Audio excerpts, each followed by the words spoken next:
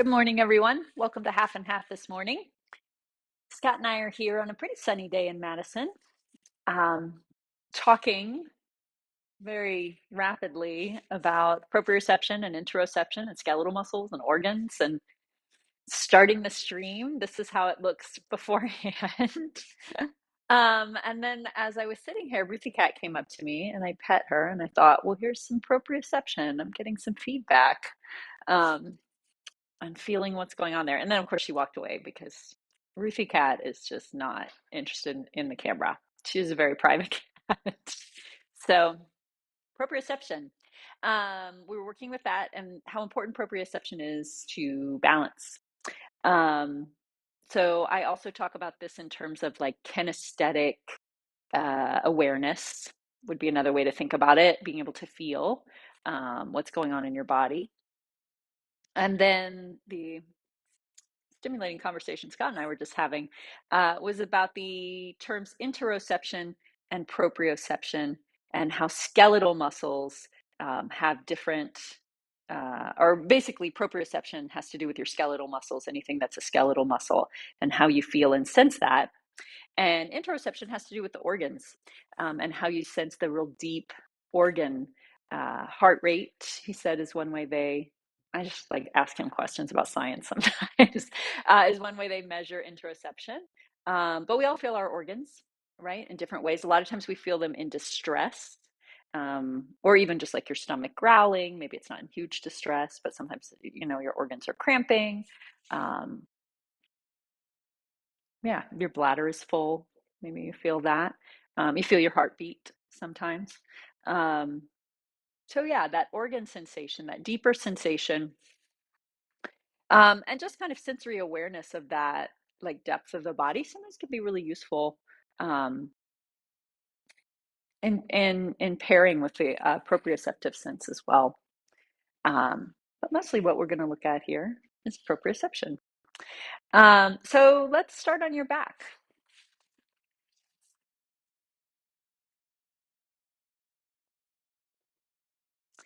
And then just knees bent, feet flat.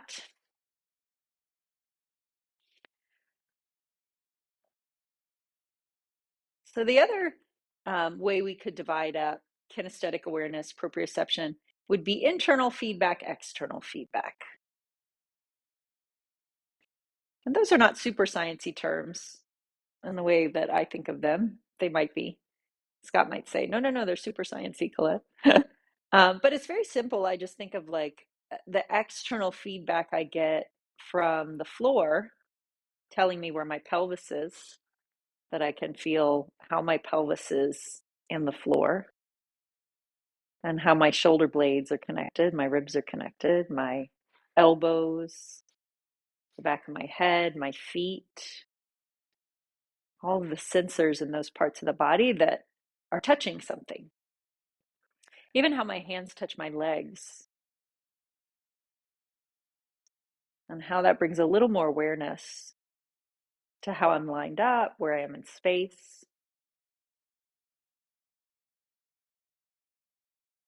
And one thing that's nice when you're on your back is just to relax into that and really feel like, oh, am I tensing and holding myself out of the floor, or can I let my weight feel like it's dropping into the floor? Just relaxing all the deep postural muscles. You don't really need them here when you're lying on your back.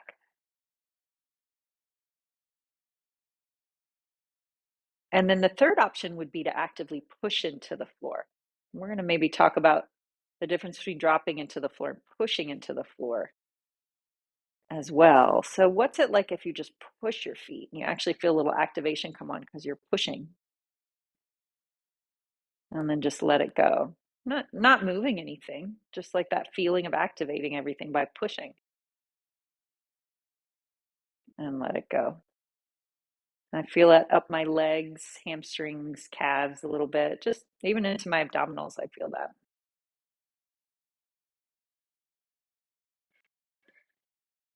And then taking your hands so they're right over your elbows, and kind of that same thing. Like, what happens if you just push your upper arm, elbow down into the floor? and then let that go. And then notice how much like residual movement happens. Like, do you push your elbows and your shoulders pull way up? Can you really just think about pushing your elbows or wherever you connect the most and feel how different muscles come on? Maybe you could stay relaxed in your neck as you do it.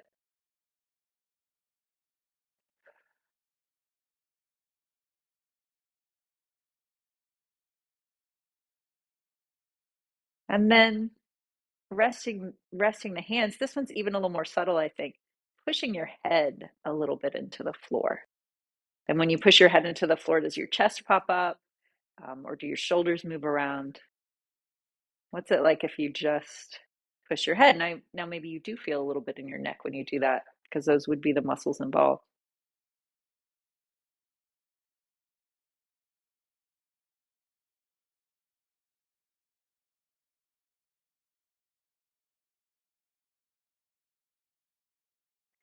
And then relaxing all that.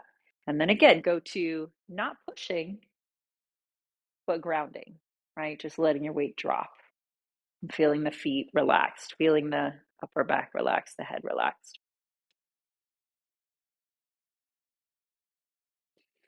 Now let's put some movement in with that idea. So we're going to go into a little bit of bridge with your fingers over your elbows.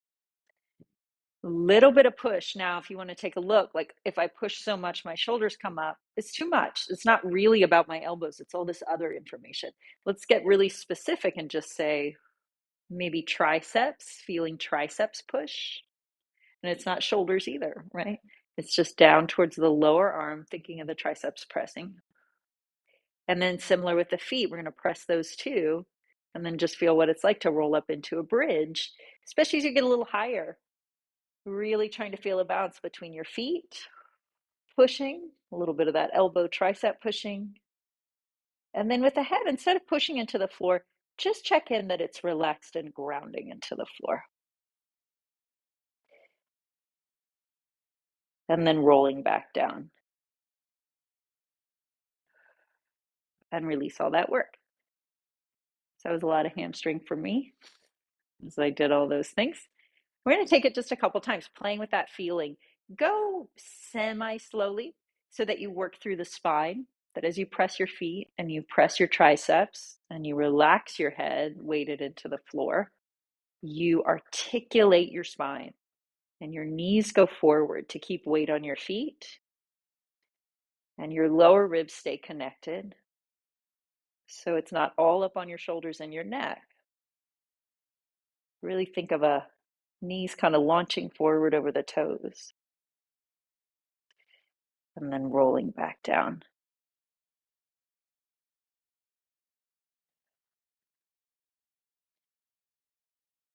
And one more time.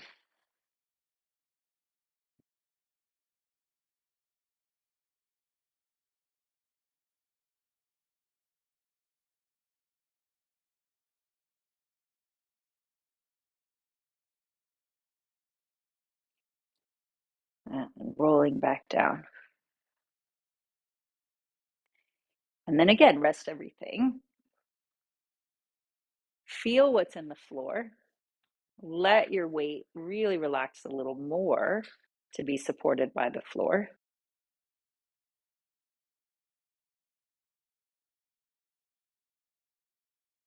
All right, now we're going to take a little, maybe a little stranger thought, which is to let your pelvis be neutral, right? Not tucked, not big arch, just kind of neutral in the floor. And then similarly, to get that feeling of like relaxing your pelvis and almost pressing your pelvis, not big press from your back, but just like letting it be so heavy that it almost feels like it's pressing like your feet did. As you lift your right leg, knee fold. And same feeling as you lower your right leg, foot on the floor. And maybe you can feel it. In order to lift one leg, your pelvis has to change somehow. A lot of times it tips side to side. So we talk about the abdominals. So that's helpful. But what if you just thought, okay, both halves of the pelvis get so relaxed, so heavy in the floor, it's like the bones do just a tiny bit of pressure as the left leg comes up, keeps my pelvis stable, makes my real deep lower abdominals work. And playing with that image a couple times as your pelvis gets heavier, relaxes your neck, doesn't tighten your neck.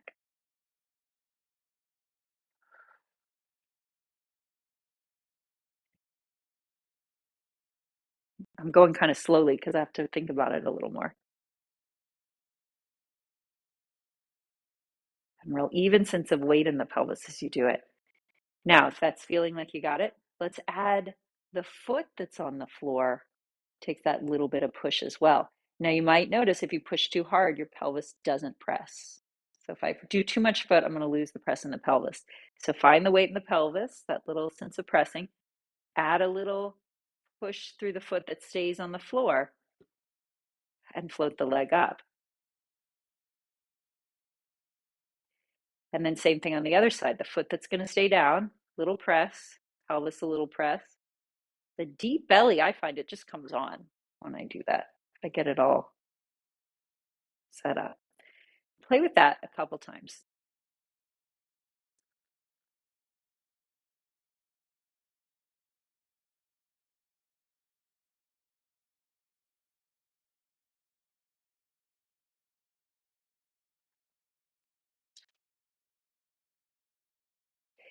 And then settling both feet on the mat again. And relax everything. All right, let's take your hands onto your ribs. You know, that rib connection. Let's do a little bit of that. Inhaling wide ribs. Exhale, ribs drawing a little together in the front. Now, this one's tricky because when I get my ribs really drawing together in the front, my back ribs go down, but I can't really push them into the floor the way I can push my feet or my elbows or even my pelvis because it's really not as heavy. So now we have less external feedback in a way because I don't get that strong floor sensation. But I've got internal feedback too. I can think about the ribs dropping down on the exhale and drawing together.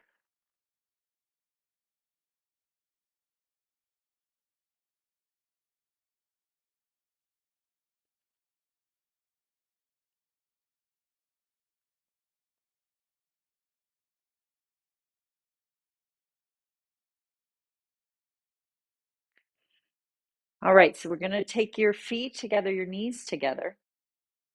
We're going to make that little bit of elbow push. And as you do your elbow push, you try to do the rib connection. So just like the feet and the pelvis can sometimes compete, the elbows and the ribs could sometimes compete. So find your ribs, do a little bit of elbow, and then let it go. Just practice that a couple times. Exhale, ribs together. Push a little bit of elbow. Can you start to feel how your abdominals just come on? Hopefully, that's what I start to feel. I'm not thinking about turning them on. I'm just finding elbows, ribs, and I get a real deep belly. Hands to the floor, trying to feel all that same sensation. Lift both heels off the floor. Let your pelvis stay pressing into the floor. Can you feel that? And then bring that all down. Still didn't bring the toes up, right? So that sort of elbow-ish, tricep-ish, rib, pelvis. Really stable as the heels come up. Now maybe you're just itching to bring both legs up and go ahead and take them up. And then coming back down. Stable, heavy pelvis. Ribs, belly. A little bit of that arm. Almost it's just grounding and not pushing, right? It's kind of on that edge. Exhale. Find your stability, your feedback from the floor. Both legs come up. Take a breath in. Exhale. Find your stability. Lower down. Yeah. So maybe, when the feet come off, a lot of times the pelvis goes all over the place, right? Or the neck comes up or the shoulders come up. So we're really working on, can we use all our awareness to provide stability?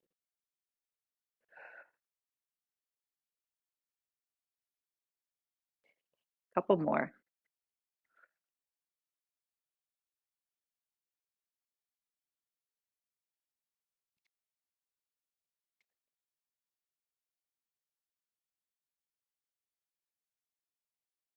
Nice one.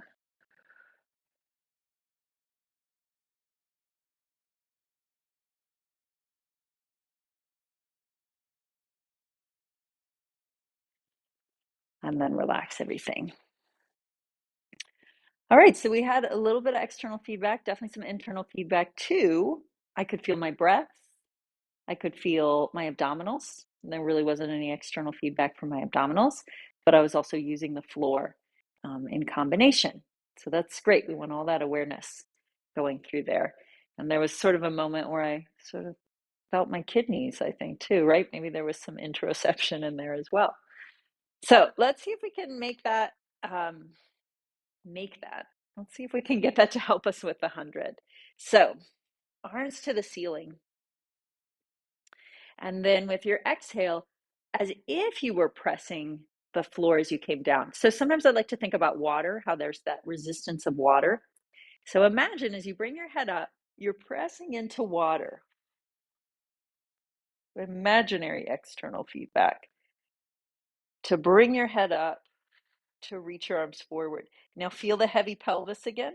Feel the ribs sinking. Now I can actually feel my ribs in the floor a little better. Bring your feet off into tabletop and then pumping. Inhale. Exhale. Land the pelvis. Ooh. See if you can find a little more of the lower rib connection in the floor. And then exhale. Feel how the belly comes on. Pumping the arms like you were pressing into something.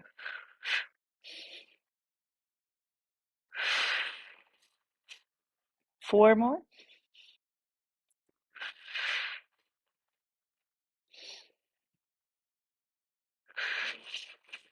Two more.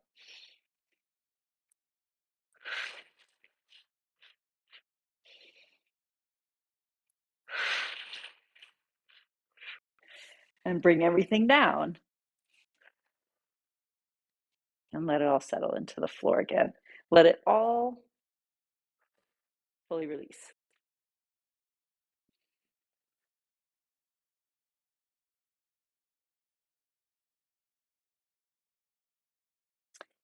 And then find a way up to sitting, however you like. All right, so let's play with the same thing as you're rolling down and up. So all the time we say move one vertebra at a time, one vertebra at a time to the floor. And it's a little tricky again too, because there are different parts of the spine that you feel more powerfully push into the floor when rolling up. Is on your back, right? Pelvis could be really heavy, upper back could be really heavy, head could be really heavy, but certain parts of the spine were lighter. So as you roll down and put one vertebra at a time onto the floor, they're going to be on the floor with different pressures, right? So you don't have to push every vertebra quite as hard into the floor. So there's a little bit of internal feedback, visualizing the spine, letting it move and articulate. Definitely some external feedback, feeling how it's on the floor, and definitely noticing if like that felt like 5 vertebrae in the floor, right? Noticing that.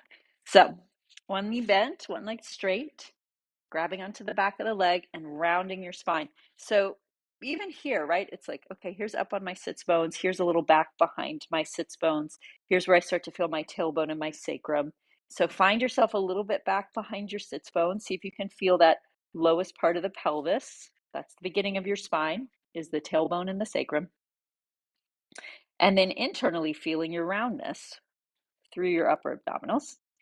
Now, all the time I say kind of create this lock, leg pushing forward, hands pulling back. right? Again, there's that sense of feedback that's really helpful. It'll slow you down and it also helps you up. So as you start to roll back, feel the back of the pelvis. You can get a pretty strong back of the pelvis feeling. So you go through the lower back, maybe not so heavy, but just articulating light through. As you get down to the ribs, especially towards the shoulder blades, definitely feel the weight in the head. And then coming off, imagine a little nod of the head, a little movement through the neck vertebra. Feel how the shoulder blades peel off the floor. Feel how the lower ribs peel off the floor. Pelvis is still heavy. Push your leg. Feel the hands rolling up. Now, however far you want to go is up to you. Right? Doesn't have to go all the way down. We'll do that 2 more times. How much can you really get a sense of your body, your back body, as you move through?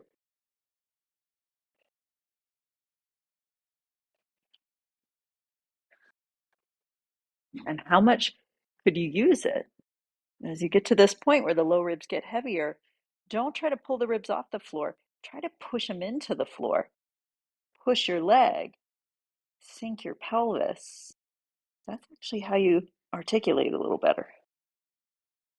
It's counterintuitive, but you need a little bit of like down to go up.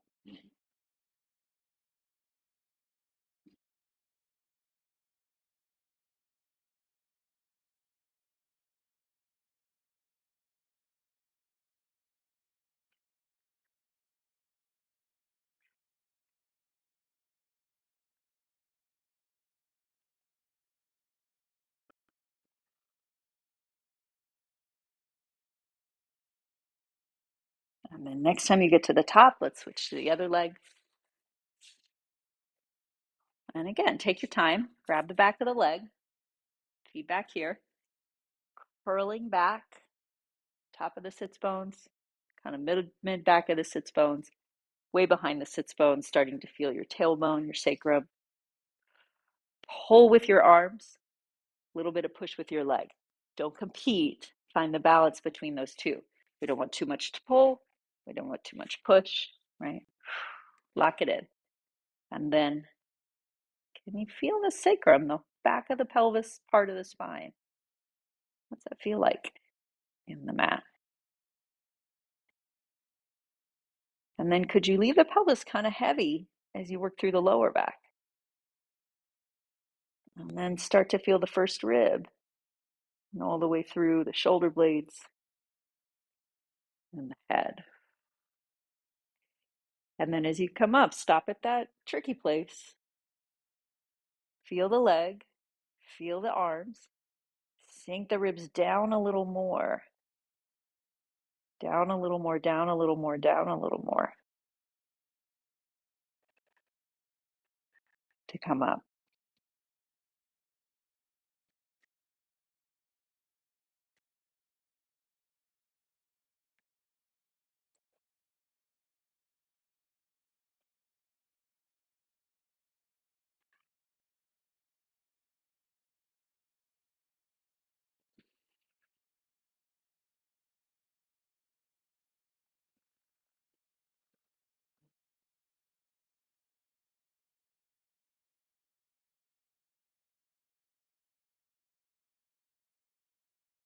Remember how you pushed your elbows into the floor? The kind of wide feeling in my elbows is similar to pushing into the floor feeling, like the elbows kind of pushing out into space a little.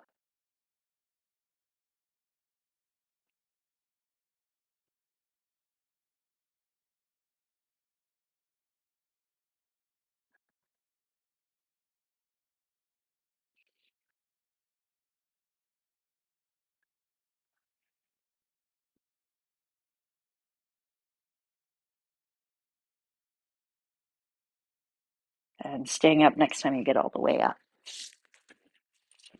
All right, so let's come up to standing. Play with this a little bit standing. And let's go through the forward bend if that's comfortable for you. letting your head hang down. Take a look at your feet. See that they're in parallel under your hips. And then drop your head and bend your knees however much is helpful. So now sometimes we say, feel your feet in the floor, or grow roots in your feet, or push your feet into the floor. Some image you probably heard like that. And I think it's that in between a push and a relaxed into the floor. I was talking about those qualities of just releasing your feet into the floor, releasing your pelvis into the floor. That's the first thing with the feet.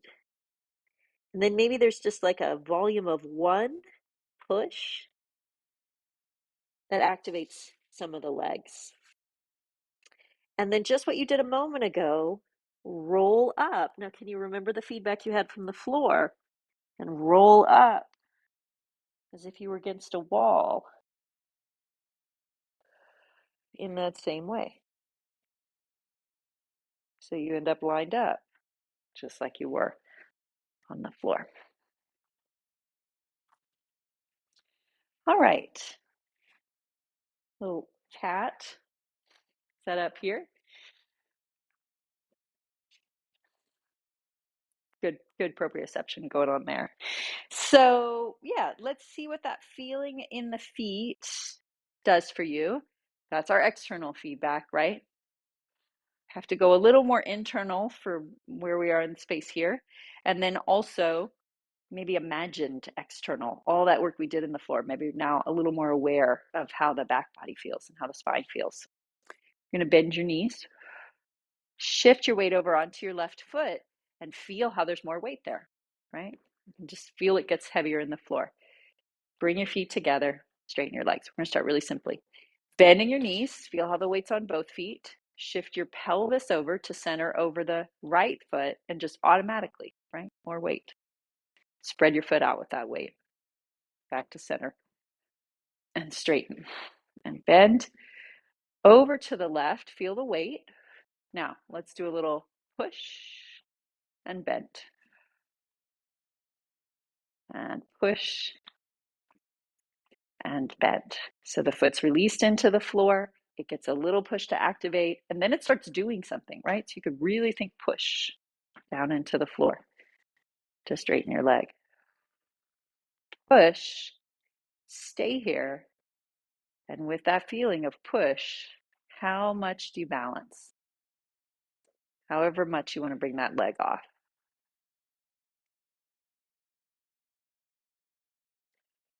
Down to both feet.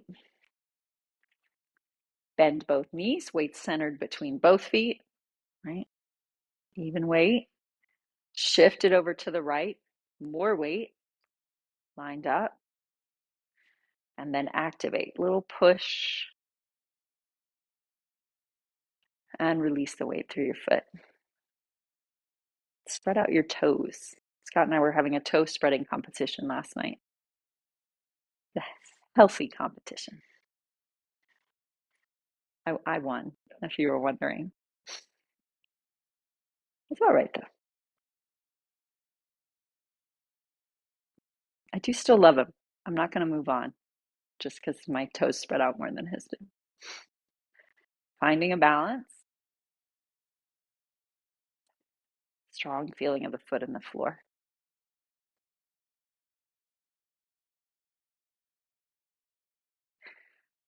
And back to both feet.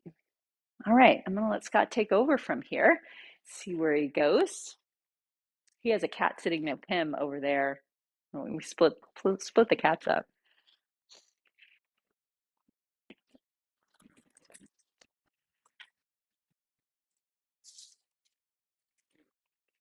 Hey, Bitty Cat. Hey, everybody. So let's start off in standing. And as Collette mentioned, there's a difference between interoception and proprioception. And even within proprioception, there are a lot of different information streams. So let's pick up where you left off and feel your feet upon the floor. No need to do anything more elaborate or visualize anything. Just simply feel that sensation of skin contacting a surface. Now let's make our way to the floor. Take a big, deep inhale. Feel what that feels like. Exhale, arms up, all the sensations associated with arms up. And then inhale, roll your spine down, the opposite of how you rose up in a moment ago. And let's take a couple of breaths here. And as you let your head hang, simply feeling whatever sensations naturally occur.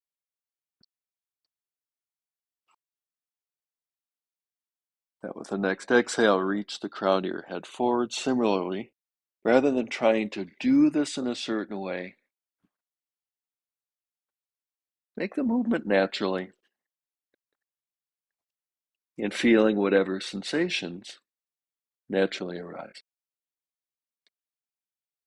Then from gorilla, stepping back to head down dog, and similarly here, simply feeling whatever you feel. And then come on down to your knees, down to sitting. So who'd have thunk that simply moving your body and feeling whatever you feel is building one of the legs of balance? But it is. So let's group together here, knees bent, feet flat upon the floor. And simply feeling your two sitting bones, whether you're on the fronts, backs, or midpoints of them. And your feet, whether it's mainly your heels, toes, or otherwise. So all those sensations are streaming to your brain. We're practicing feeling them. Let's take left foot forward. Bring left arm around. Give that leg a hug. Other hand back.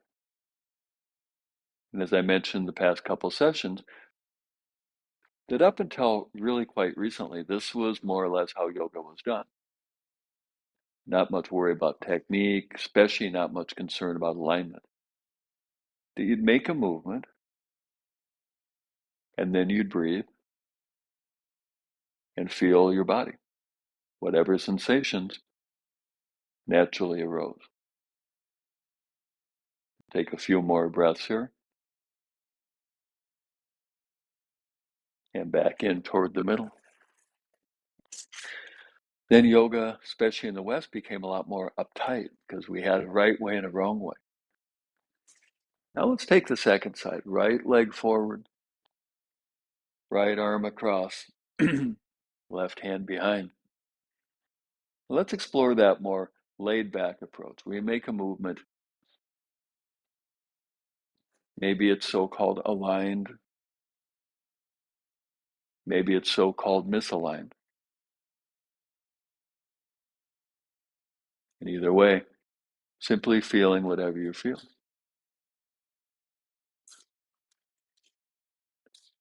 And then turn on back toward the middle, back to the starting point, back onto your back.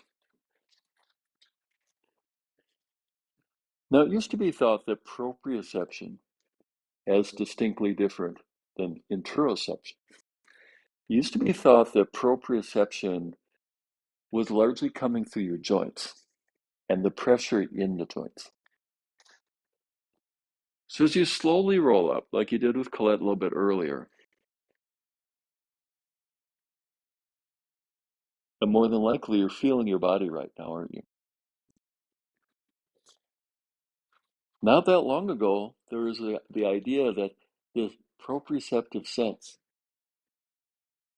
was by and large coming from joint pressure. Now slowly roll down. So I invite you to consider what would be a refuting of that theory. What would be evidence that it's not just joint pressure? In fact, it's not even primarily or even partially joint pressure.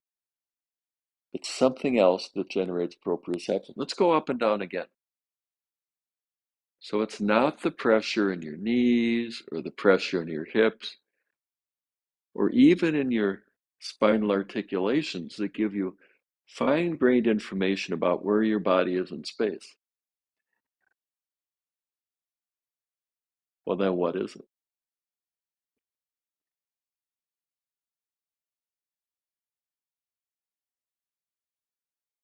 All right, let's come back up to sitting. Back up to knees bent, feet flat upon the floor. So there are a number of streams of evidence showing that joint pressure is inconsequential in proprioception. But one of the dominant streams of evidence is joint replacement.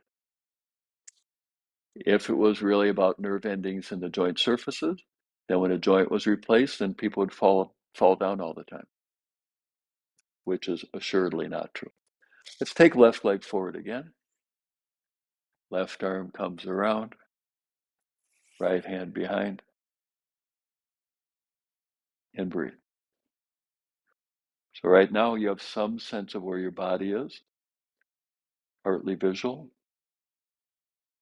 partly vestibular, partly proprioceptive. So proprioception doesn't come from the joints.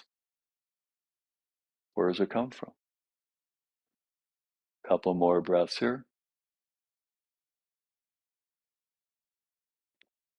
And back to the middle.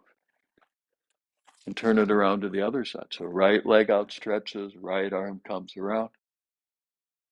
Turn and breathe.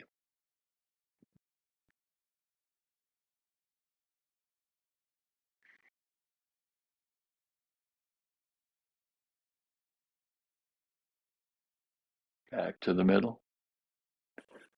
Back to starting point. Back to your back. Let me get to the punchline. Proprioception largely comes from nerve endings in your muscles, and secondarily from nerve endings in your skin. So as we roll up, your hamstring muscles are going to engage. They're sending signals to your brain. Your quadricep muscles lengthen. Stretch receptors are sending signals to your brain. Abdominal muscles are contracting, sending signals to your brain. As you lift up higher, glutes start to kick in. They're sending signals to the brain. And then as you come down, and those are just a handful of the muscles, literally dozens, if not maybe even 100 or more muscles are involved in even the simple movement. And they're all sending neural signals to the brain, telling the degree to which they're contracting, their length or shortness. Once more up and down.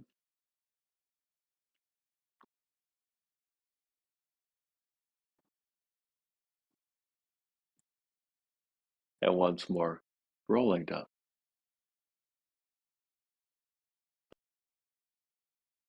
All right, and back up to sitting.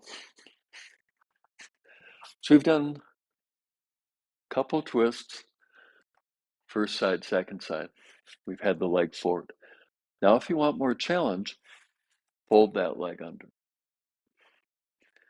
Whether your leg is straight ahead or folded under, same side arm comes across, other side arm goes back behind. So your muscles and the nerve endings going from your muscles to your brain are a huge contributor to your balance. So this is why movement is so important. Move with many muscles many times to strengthen your proprioceptive sense, to strengthen your balance. Full deep inhale here. Exhale back to the front. Back to the starting point. Right leg can be outstretched forward or folded under, either one. Same side arm comes across. And breathe.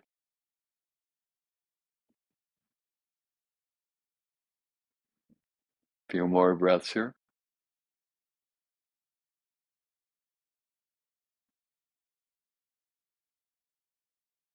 Back in toward the middle.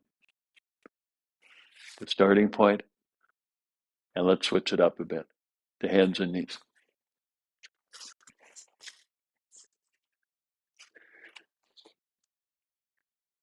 Let's take a few moments here to align your spine, neck, and head.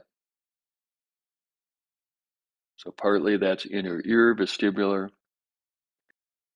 partly that's visual feedback,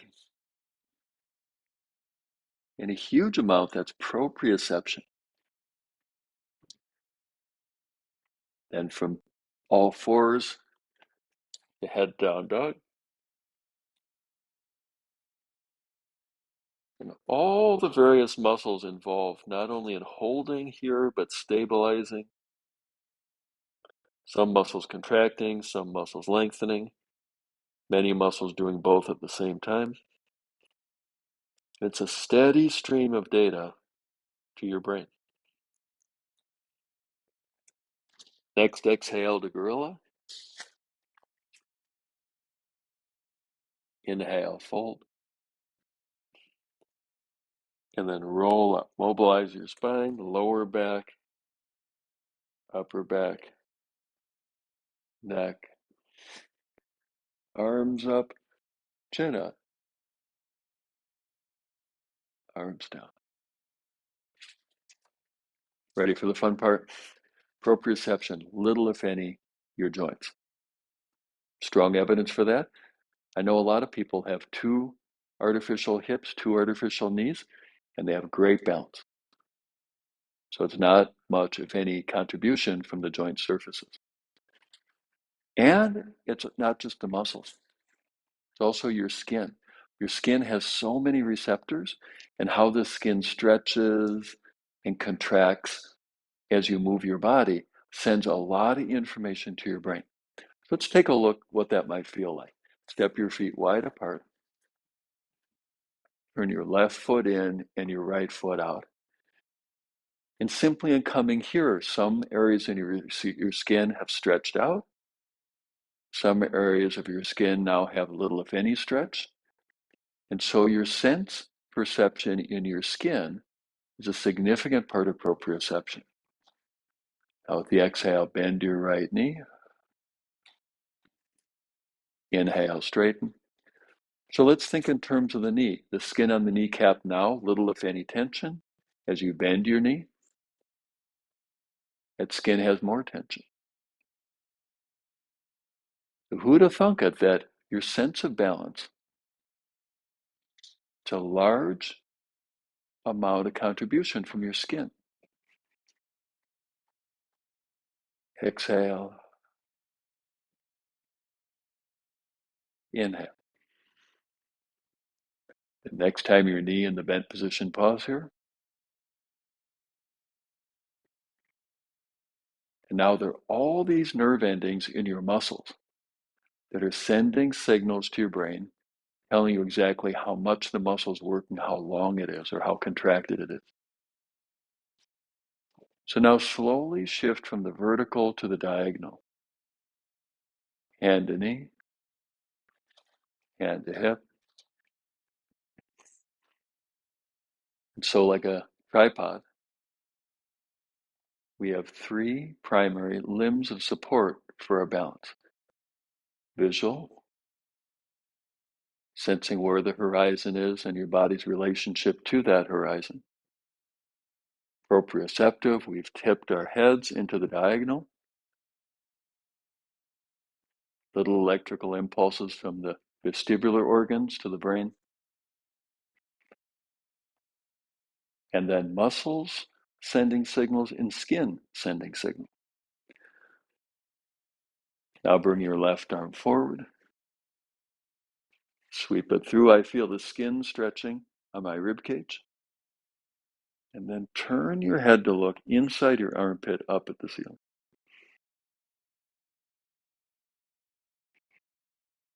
Then come on up and back to the front. Second side, turn your right foot in, left foot out. Exhale, bend. Inhale, straighten. Some really fun experiments from maybe about 30, 35 years ago. that really refuted the idea that joint pressure contributed much, if at all, to proprioception. And then, right on the heels of those experiments, then experiments demonstrating how muscles and skin are the largest contributor to your proprioceptive sense. So next time that knee in the bent position, partly how you sense that is the stretch of the skin atop your kneecap.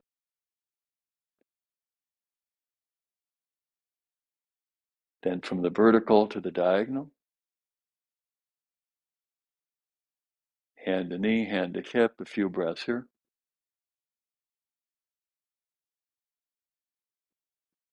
Then bring your arm forward and through,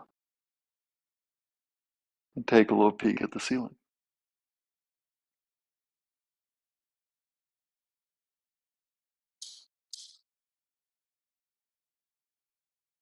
Then come on up,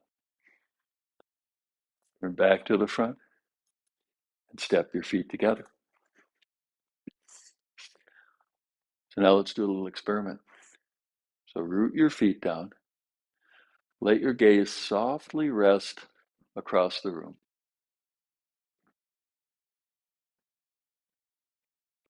And your body is not really swaying very much, is it? Now, in a few moments, I'm going to invite you to close your eyes and notice how you start to sway more. Let's take a look. Softly close your eyes.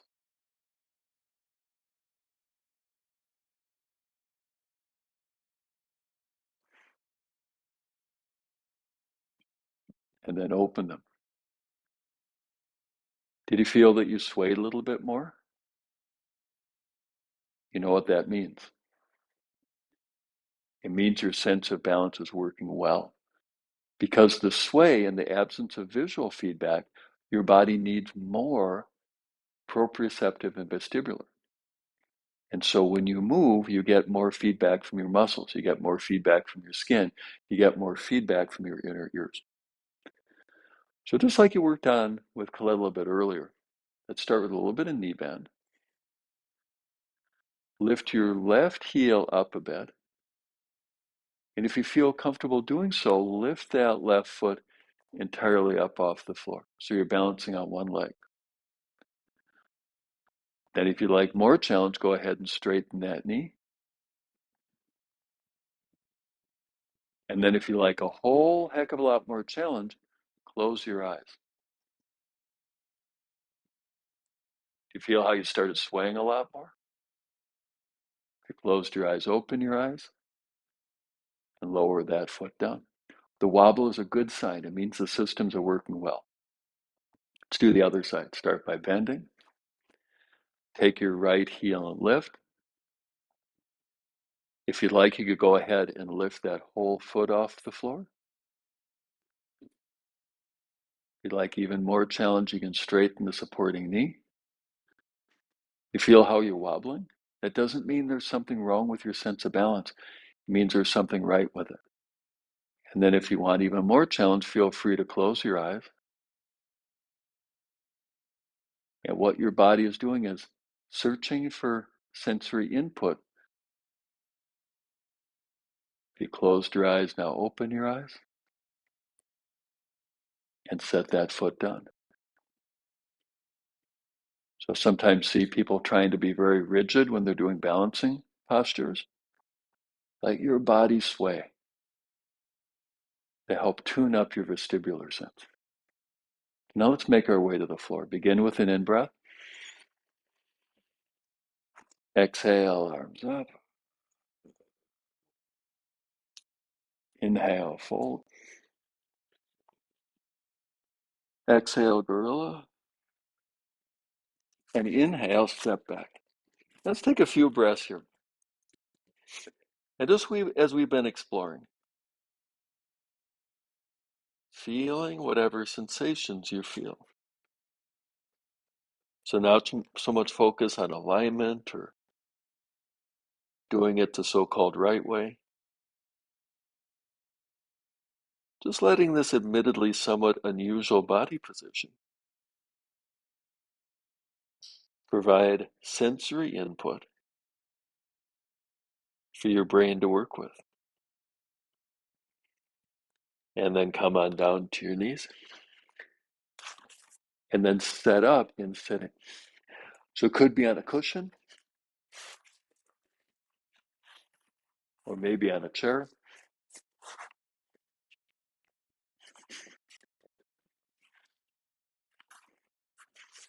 So we're going to work with proprioception. All right. Whatever you're sitting upon, whether floor, chair, or cushion, put your roots down.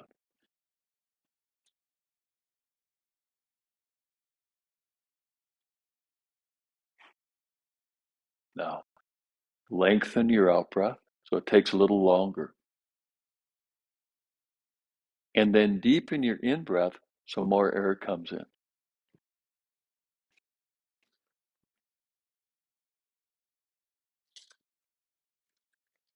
Longer exhale, deeper inhale.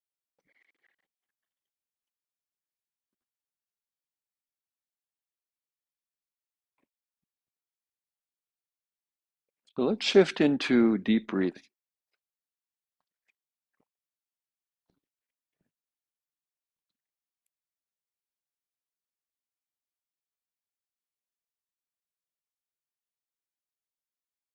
Now, how do you know you're breathing deeply?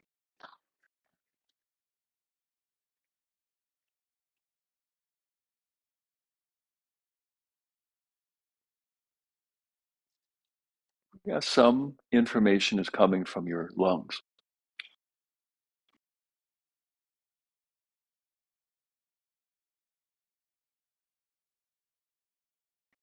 And that's interoception. And a subject for another day. More interoception, a sense of your inner organ state, correlates to better emotional processing. But more is not always better. If there's too much interoception, it correlates with neuroticism and anxiety. So we're looking for just the right amount of interoception. We'll follow that road another day. The main way that you'll know that you're breathing deeply, oh, you can probably see this one coming. It's how the muscles adapt and are related to the breathing.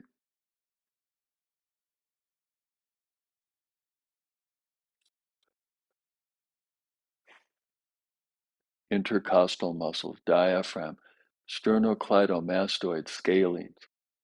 They're all involved with a deep in-breath.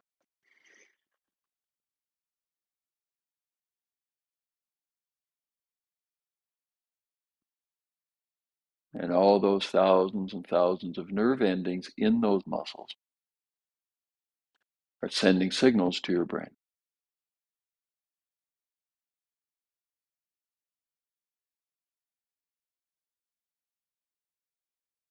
Now, the next inhale, make it even a little bit deeper.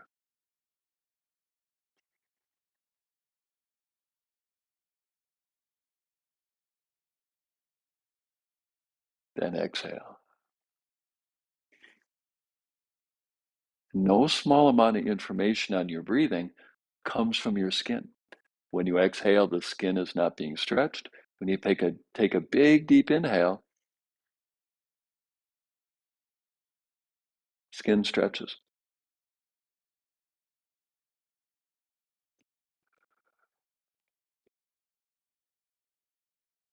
And your skin is a significant contributor to your proprioceptive sense.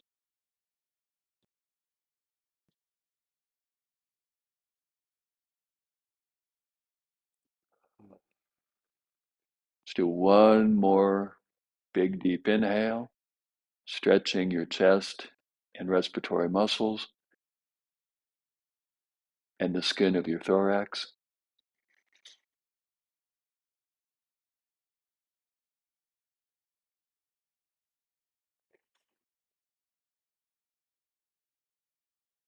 And then normal breathing.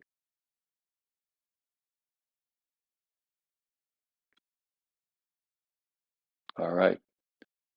3 primary contributors to balance: visual, vestibular, proprioceptive. And over the past few weeks, we've been unpacking those contributors, and specifically the last couple of weeks, how proprioception, how your sense of your body's position in space through your muscles and skin, a big contributor to balance. Thank you all so much. Before we close for the day, any comments, any questions? All right. Thank you so much. And let's do it again, let's say maybe in a week. Bye-bye.